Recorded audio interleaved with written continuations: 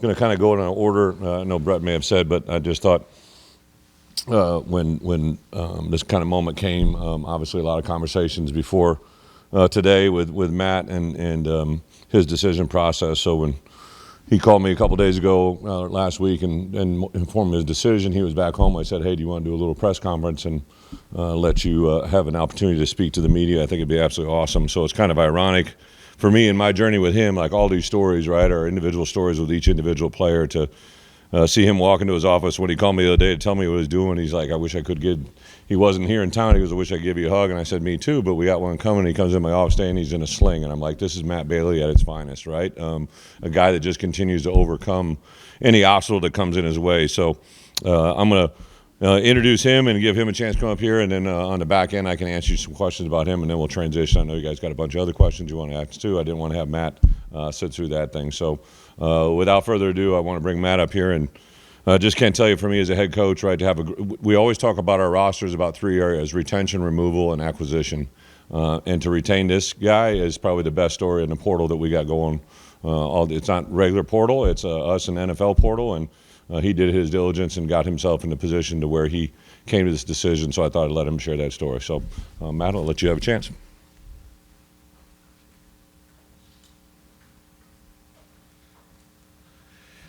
Yo, what's up, everybody? Before any questions, I just want to say, I'm thankful to the Lord who's blessed me with this opportunity to be here one more year. I'm thankful to be here in the first place, but this next year is something very special to me because it's just a testament to all the work that everyone around me has done to put me in this position to have this decision. Not everyone gets to stand in this spot and have this decision. And so I'm just super thankful to the coaches, to the training staff, Coach Tank and his crew, all of the equipment staff who's helped me with my injuries here and there, the training staff. And so I'm just so thankful to everybody who's helped me this position. So I open up for questions. What all went into that decision, and who did you consult with, talk with, and get advice from? Yeah. So, I mean, it's a big decision. Coach B kind of addressed to me at the beginning of the season that there were going to be some questions that I got some grades back or some talks about going to the league. And so it was something that was on my mind, but I just wanted to focus on the season, and I kind of pushed off all of those conversations until later. And then right when the Northwestern game ended, it really kind of jumped into gear. Had to have these conversations more seriously and make decisions. But it started with Coach B. I have an agent that I talked to. I actually got some like the CAC score grades. The what is it? The committee, Coach B. What's the committee? College Advisory Committee. Yeah, the College Advisory Committee. I got that grade back. I mean, family, like everybody kind of helped. I've talked to former players about it, about this kind of process of going in, coming back, everything with my shoulder that goes into it. And so it was a huge decision, but there was definitely a lot of consulting with, everybody who's been in this position before, but also who has the experience dealing with this kind of decision. How did you come to the decision to come back? What was can you walk us through when you knew it was the right choice and kind of how you got there? Yeah. A big thing that went into me was my shoulder. I think that coming out, knowing that I was going to have to get surgery on my shoulder was a huge one way or the other, trying to decide whether I wanted to go or come back. Ultimately, the grade is what it was, but I think that the post-season process or the pre-draft process, I guess, would elevate or keep me where I'm at. And with my shoulder, I wouldn't have much opportunity in that pre-draft process. And so that was a big piece that played into me coming back.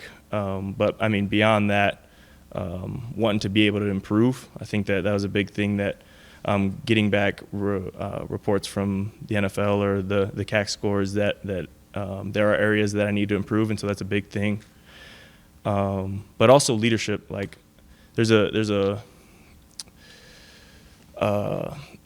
special place in my heart for Illinois, right? And knowing that this place has invested in me and to reinvest in this place with trying to come back and be a leader for this team, for this defense. That's something that's special to me. And so that eliminated going anywhere else. Like, I knew if I was going to come back, it was going to be here in Illinois.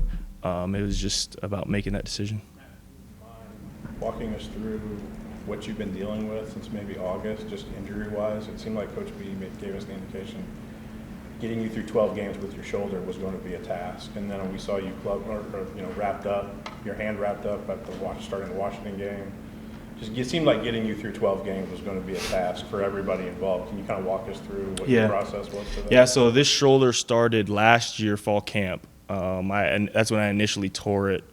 And I rehabbed it and got to the point where I could play through it all last season. Got to the end of the season, felt good. Thought, okay, let's not get surgery. Let's just keep rolling. I feel good enough. Get to this past fall camp, it re-tears or gets re-aggravated. And so it kind of restarted that whole process. And so I had to start rehabbing again. And then earlier in the season, it started to pop out here and there. And so it was something that I was continually dealing with and trying to figure out how I can play or how I can brace this thing up enough so that I can get through a game without having to second guess myself, worrying about my shoulder. And then the Ohio State game, I think it was first or second play, going for a tackle, and just a random thumb just broke my thumb, and so was in the club. So yeah, that was kind of the process with injuries, and so rehabbing it, working with Chase and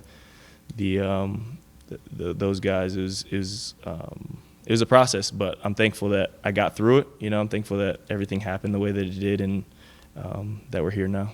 How do you view your role, Matt, moving forward with so many seniors walking out the door, so many players walking out the door? Yeah, how do you view it? I think it just emphasizes the importance more. I think before it was kind of, I had a team, you know what I mean? I had a lot of guys who had been through the same experiences that I had been through on this team for so long, and so now that a lot of those guys are leaving, it requires me to step up in my intentionality of being a leader, whereas times that I could talk to Miles and be like, hey, Miles, could you go do this? Sometimes I might have to just stand up and do this. You know what I'm saying? I might have to stand up and have a conversation. I might have to stand up and speak in front of the team or have a meeting or talk to a specific guy. And so all of those areas of my role just kind of increase.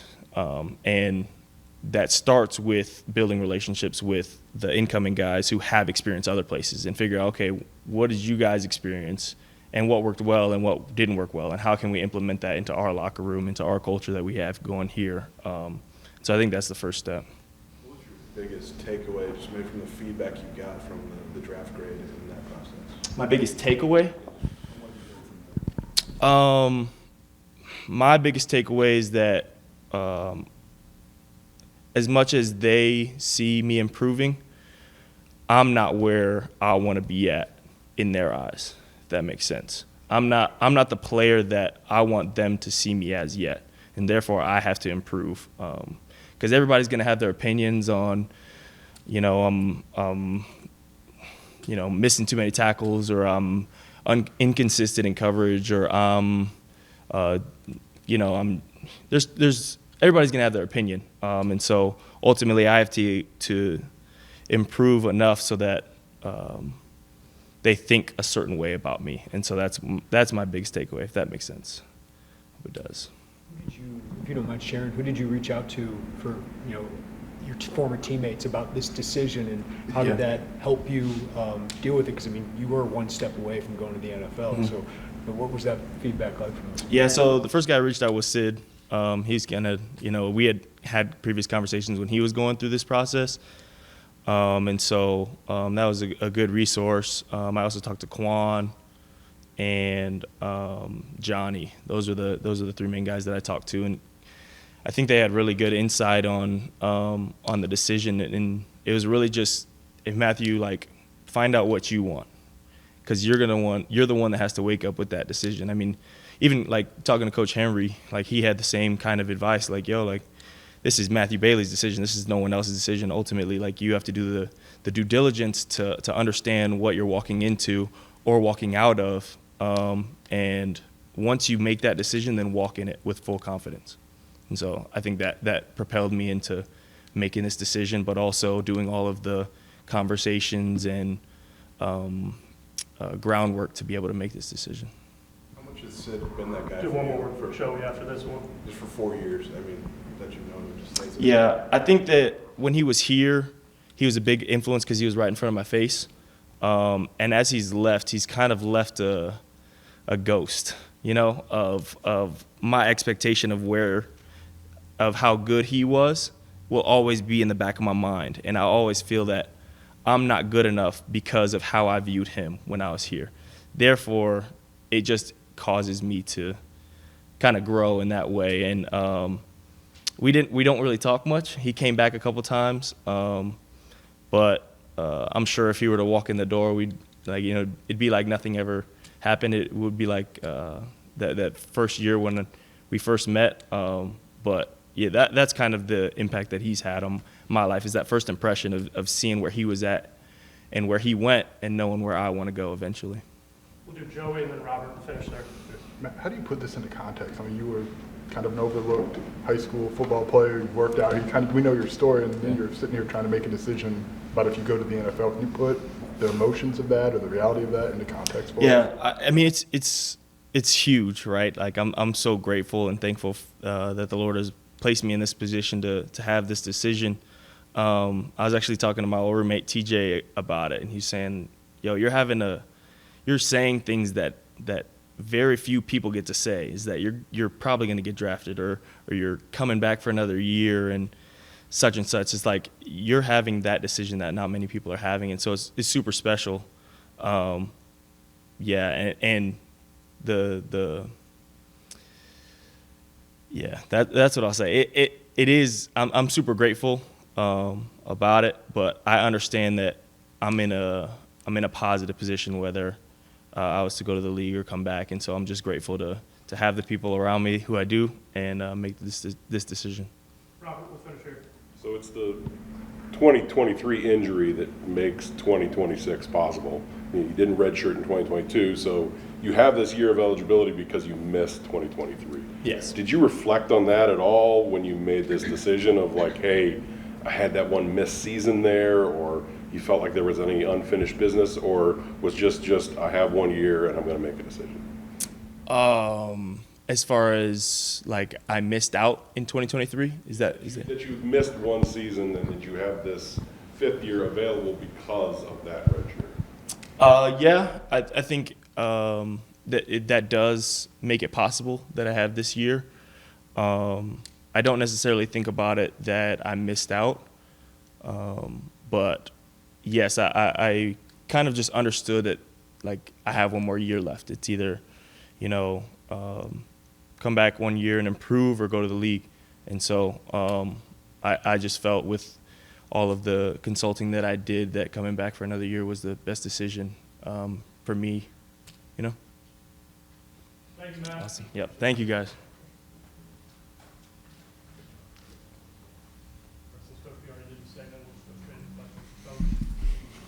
Yeah, I'll hopefully give me a couple questions about Matt, but just as a head coach, sit and watch that guy. Whew, that's why you do what you do.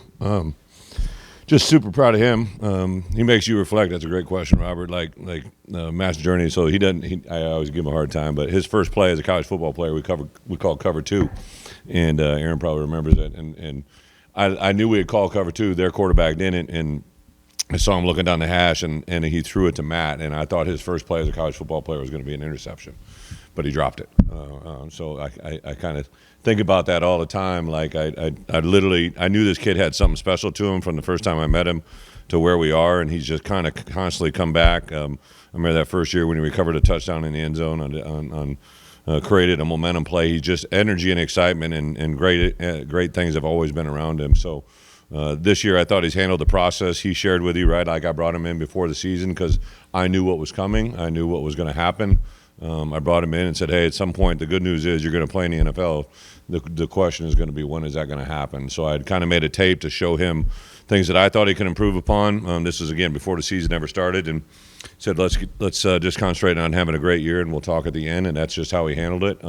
I thought the decision to get surgery that he made was absolutely awesome, because it kind of is how he kind of had to structure his mind to make a good decision. So this kid just continues to be mature beyond his years, as I know you guys just witnessed. Like, he just very incredibly blessed, and I'm blessed to be around him. I know Coach Henry and the defensive coaches feel the same way. Like, a lot of times everybody thinks the players learn from us. We learn more from our players than you can ever imagine. So another great example of that today. So with that, I'll open up for questions about him or whoever.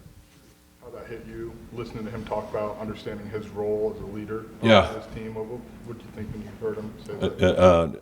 Just another great example of what I see every day, right? He had kind of mentioned to me that, you know, I made the reference to 2 years ago when he was a really good player, when captain votes came in, like, was represented, but this year there was a huge spike, right? But Miles was back as a returning captain. Dylan Rosiak was back as a returning captain.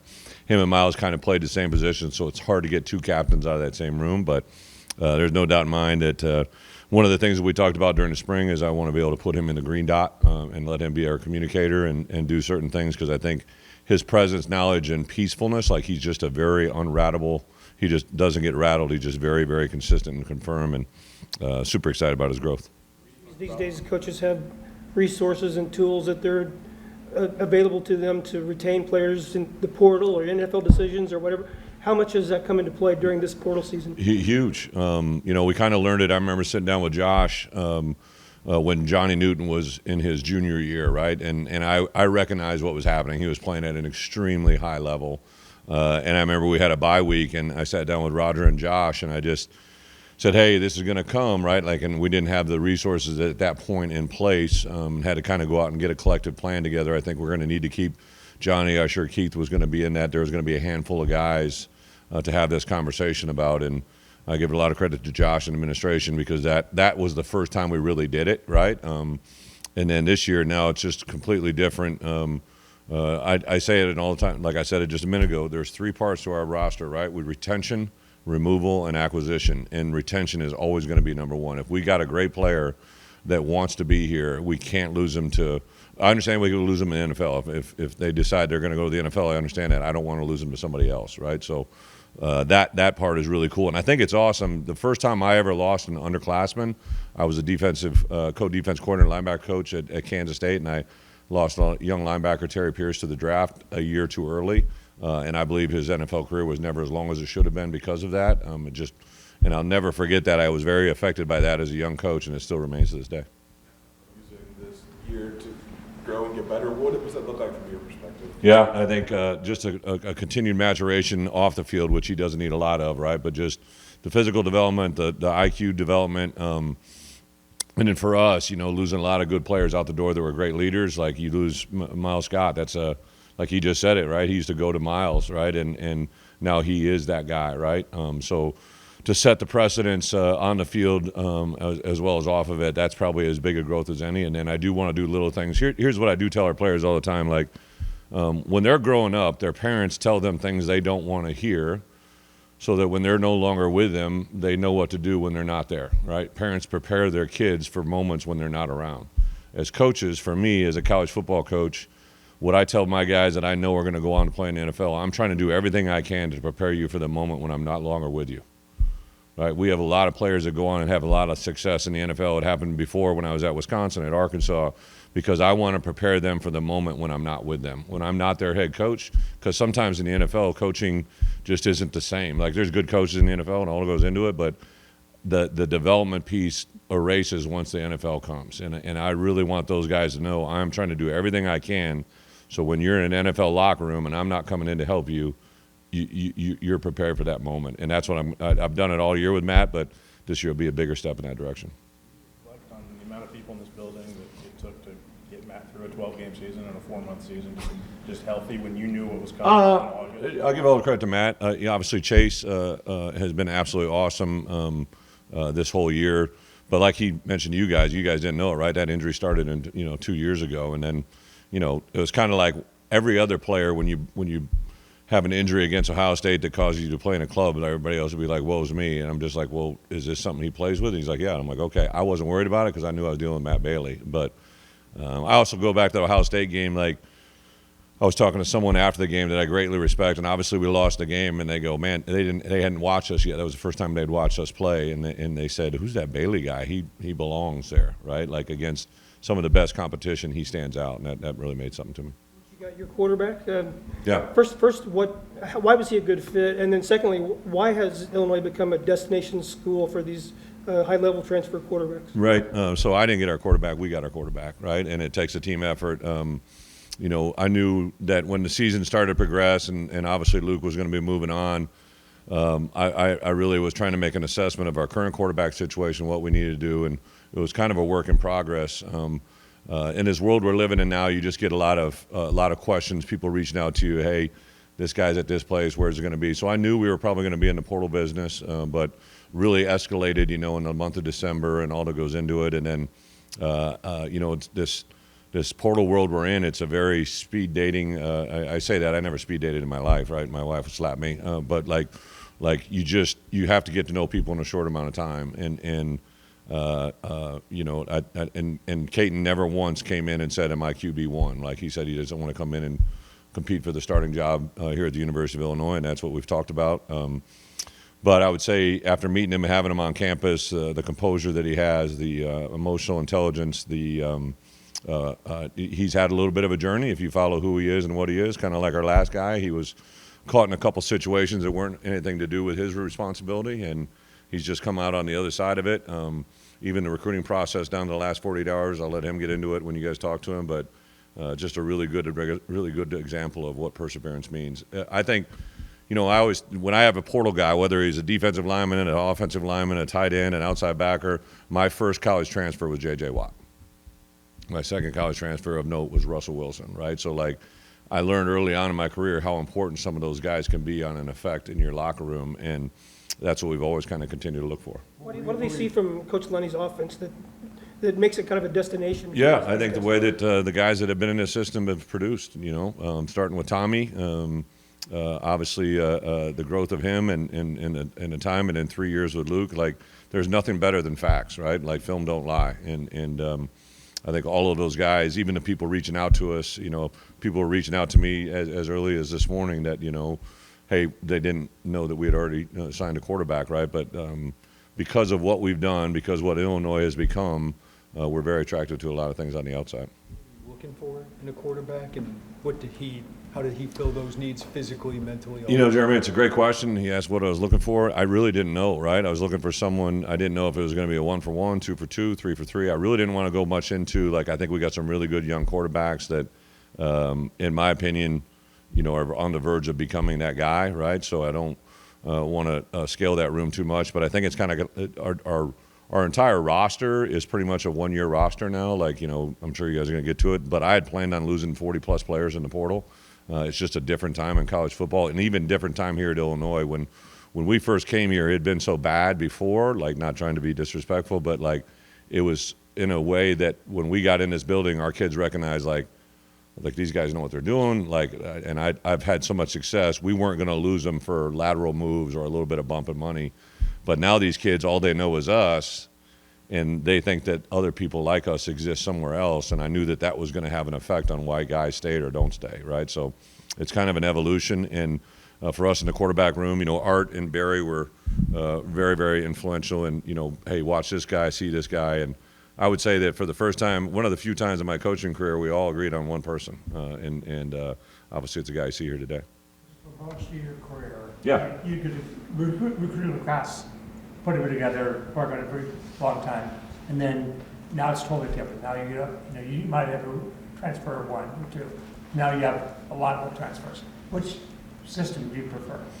Well, I think it's not what I prefer. It's just what we're in. I think for me as a head coach going into year 18, if you worry about something that the way it used to be, then you're going to be spinning your wheels, right? Like take a moment of where you're at. I did an interview. Bret and I did an interview this morning with a national writer, and I said to him, and I meant it, like, this is truly one of the most enjoyable times in my entire coaching career because it is so fluid, and I'm glad I had those 3 years of NFL experience because it's more like that than ever before, right? And you just got to understand that, right? Like Bret handed me a sheet here of all the guys that have popped in the portal, right? Like we really had 2 starters get in the portal, and everybody else are backups and reserves, right? Like, and both of those starters I knew were gone, right, before the bowl game, in my mind and theirs, right? So I think that's good, and obviously we lost a specialist that I knew a month before the bowl game that he was gone, right? I had made an agreement with him to agree to that. So, like, these aren't surprises. They're surprises to the outside world, but there's literally only one person that's in the portal now that was a surprise to me. I had a list. I read it to Bret. During bye week 1, I wrote down a list of guys that I thought would get in the portal, and every one of those guys is in the portal. So, like, it's not something that I wake up and roll out of bed and say, oh, hey, what the hell's going to happen today? This is very well planned and thought out. You've announced that Jake Renfro is going to use his 7th season of college football here. Can you walk us through what that process was like and just making sure? Yeah. So his dad played here, right? So I first learned about Jake when he was actually at Cincinnati through another former alum of a kid that we were recruiting, and that's when I first saw and heard of him. Obviously, I wasn't here when he got recruited the first time. Neither did Illinois. But regardless, that put us in a position. And then when he was in the transfer portal the first time, we were involved in recruiting some centers. We landed a center that eventually said yes until someone said yes better, and they left, and that allowed him to go. I literally called him the day that he committed and signed with Wisconsin. I called him like the next day. So I think when we got together, it was kind of like this redefining moment of this is destiny waiting to happen.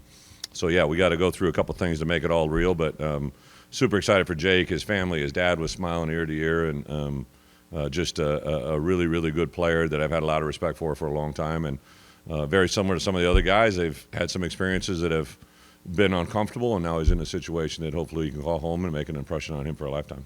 You wanted to get through the bowl game. Do you anticipate making any staff changes now that that's behind you? I think there's a couple things in works that I don't have any control over, right? But some of my younger coaches, there's already some things that have been in play. Obviously, the announcement of Thad, right? Like, I kind of had known that was happening when Colin first got the job. Colin reached out to me, so I knew that one was eventually going to kind of come to a head. But I never say never. We're going into a time right now where college football, but there's still a lot of transition. All these teams in there in the playoffs, and especially the NFL world. Like, the NFL has taken players of mine in the past, or coaches of mine in the past. So I just kind of keep that thing to me. I have a working list. I've always got a list of 3 to 5 guys at every position that if unusual things happen, and I'm sure I'll get surprised at some point. You had a chance to kind of remake your offensive line. After losing, you had to. Yeah. What was your vision for that, and adding the 5 guys that you have and moving forward? Well, very intentional. So one thing that I've learned through lessons here, especially at my time at Illinois with the portal world, is when we've suffered, it's usually due to O-line depth. And so knowing that I had 4 starters that were finishing their last year for us, they played a lot of good football. So Pat Embleton and his staff, literally from the time we came back in July, from looking at all the rosters of the Ivy League, all the rosters of the JUCO League, right? Like, we sent guys last May into the junior colleges. Obviously, we made a strong push there with 3 guys that we felt strong about. Those 3 junior college players, those were the 3 top guys on the top of my list. We went batting 100%, 1, 2, 3, right down the list with those guys. We were very intentional. They were the first guys I saw both bye weeks. And then the portal world, we were really Christian was a guy that I had my eye on early on. So a normal process for us is when a coach is terminated during the season, our personnel staff takes their entire roster and evaluates them from A to Z. Within 48 hours, we have a list of guys that we think would be intriguing to us. And Christian was a starting left tackle at Colorado State. Coach Norvell came through during the middle of the year, and he came in. I invited him in. I didn't invite him in to ask him about his lineman, but I invited him in because he's a buddy of mine, and I love to see what head coaches see. And I just happened to ask the question. I said, hey, if this guy Christian Martin got in the portal, would he be a guy we'd be interested in? And of course, he had nothing but great things to say about him. So a lot of these things are happen at a very specific time that no one else knows about, but they're very intentional. And the development of our offensive line, I went through it this morning with Bart. We probably, now there's not a lot of guys that have played here, but we probably have a collective roster of offensive linemen deeper and more talented than I've ever had. Transfers so far, I think. What's that? I think you have 7 so far. Yeah. Do you have a ballpark? that we can announce? Do you have a ballpark figure on how many roster spots you want to fill? Yeah, so as of 2 days ago, I thought we'd probably have somewhere in the neighborhood of 15 to 20, depending on how many we lost. I had projected to lose up to 40 to 45 of our current roster. I think right now we're at 25 to 30. There's a couple guys that have announced they're getting in the portal, but hasn't actually happened yet. And advised that I've received phone calls from 4 or 5 guys that I gave the option. I said, hey, I don't need you to, like, there's some guys I told to get in, right? That's removal, right? And they got to make that decision. But it's, if somebody's making $300,000 the next year they're making nothing, that usually makes a decision pretty clearly, right? So I think there's that part, but there's a lot of guys that were too deep guys that are really good players that have been in our system that I said, hey, if you get in, I'm not canceling you, right? If you want to go see what's out there, see who's available for prom, and if you can't get the prom date you want to come back, we'll do that, right? And I've done that in the past. We had a safety that came back and played an incredible senior year that we gave that option to. I just think it's smart as a head coach. The pride always comes before the fall. I always tell our coaches, right? Like, don't get too caught up in that. You got to have pride to tell this kid what he wants to do. Like, let them figure out their best opportunity, and it'll always work out.